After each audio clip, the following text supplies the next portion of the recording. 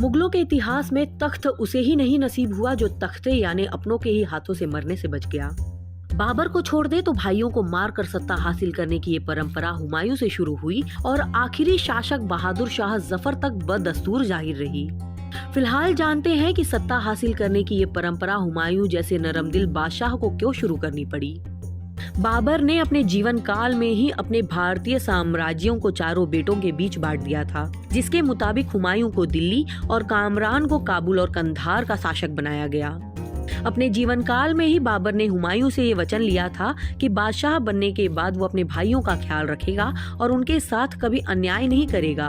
बाबर की मौत के बाद हुमायूं ने आज्ञाकारी बेटे की तरह अपने पिता की इस इच्छा का पालन किया, लेकिन उसके भाई इस विभाजन से संतुष्ट नहीं थे। उन सबको दिल्ली की गद्दी चाहिए थी। हुमायूं भी दिल्ली की गद्दी संभाल नहीं सका और चौसा की लड़ाई में शेरशाह के हाथों हार कर वो भाग गया।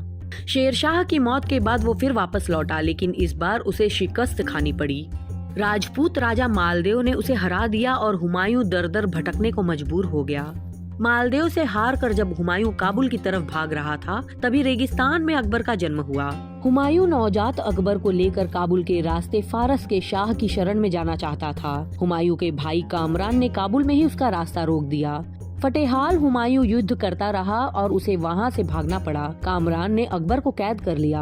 हुमायूं की किस्मत अच्छी थी कि फारस के शाह ने उसकी मदद करना स्वीकार कर लिया।